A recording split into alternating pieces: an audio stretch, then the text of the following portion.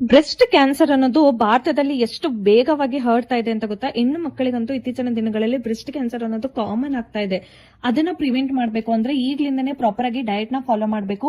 So ನಾನು certain food ನ ಹೇಳ್ತೀನಿ, ಪ್ರತಿ ಹೆಣ್ಮಕ್ಳು ಕೂಡ ಆ ಸರ್ಟೈನ್ ಫುಡ್ ನ ಇನ್ಕ್ಲೂಡ್ ಮಾಡ್ಕೋಬೇಕು ನಿಮ್ಮ ಡಯಟ್ ಅಲ್ಲಿ. ಫಸ್ಟ್ ಬಂದ್ಬಿಟ್ಟು ದಾಳಿಂಬೆ ಹಣ್ಣು ಯಾಕೆ ತಿನ್ಬೇಕು ಅಂದ್ರೆ ಅದು ಕ್ಯಾನ್ಸರ್ ಸೆಲ್ ನ ಮಲ್ಟಿಪ್ಲೈ ಮಾಡೋದನ್ನ ಅವಾಯ್ಡ್ ಮಾಡುತ್ತೆ. ಸೆಕೆಂಡ್ ಬಂದ್ಬಿಟ್ಟು ಸೋಯಾಬೀನ್ ಯಾಕೆ ತಿನ್ಬೇಕು ಅಂದ್ರೆ ಅದು 30% ಕ್ಯಾನ್ಸರ್ ಸೆಲ್ ನ ಗ್ರೋತ್ ನ ರೆಡ್ಯೂಸ್ ಮಾಡುತ್ತೆ. 2-3 ದಿನ ತಿನ್ಬೇಕು ಒಂದು ವಾರದಲ್ಲಿ. ಥರ್ಡ್ ಬಂದ್ಬಿಟ್ಟು ಕ್ರೂಸಿಫೆರಸ್ ವೆಜಿಟೇಬಲ್ ನ ತಿನ್ಬೇಕು. ಕ್ರೂಸಿಫೆರಸ್ ವೆಜಿಟೇಬಲ್ಸ್ ಅಂದ್ರೆ ಹೂಕೋಸು, ಎಲೆಕೋಸು ಅದೆಲ್ಲ ಕ್ರೂಸಿಫೆರಸ್ ವೆಜಿಟೇಬಲ್ಸ್ ಅಲ್ಲಿ ಬರುತ್ತೆ. ಅದನ್ನು ಕೂಡ 3-4 ದಿನ ತಿನ್ಬೇಕು ಒಂದು ವಾರದಲ್ಲಿ. ಅದು ನ್ಯಾಚುರಲಿ ಡಿಟಾಕ್ಸಿಫೈ ಮಾಡುತ್ತೆ ಈಸ್ಟ್ರೋಜನ್ ನ.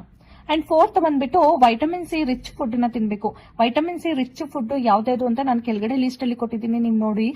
ಅದರಲ್ಲಿ ಆಂಟಿ ಆಕ್ಸಿಡೆಂಟ್ ಜಾಸ್ತಿ ಇರೋದ್ರಿಂದ ಅದು DNA ಮಲ್ಟಿಪ್ಲೈ ಅನ್ನು ಕೂಡ ಅವಾಯ್ಡ್ ಮಾಡುತ್ತೆ. ಅಂಡ್ ದ ಫಿಫ್ತ್ ಬಂದ್ಬಿಟ್ಟು ಆಲಿವ್ ಆಯಿಲ್ ನ ತಿನ್ಬೇಕು. ಪ್ರತಿ ಹೆಣ್ಮಕ್ಳು ಕೂಡ ದಿನದಲ್ಲಿ 1 ಸ್ಪೂನ್ ಆದ್ರೂ ನೀವು ಆಲಿವ್ ಆಯಿಲ್ ನ ತಿನ್ಬೇಕು.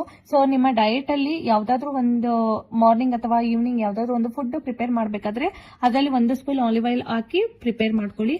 ಅಂಡ್ ಲಾಸ್ಟ್ ಬಂದ್ಬಿಟ್ಟು ಫ್ಲಾಕ್ಸ್ ಸೀಡ್ ನ ನೀವು ಪ್ರತಿ ದಿನ ತಿನ್ಲೇಬೇಕು, 1 ಸ್ಪೂನ್.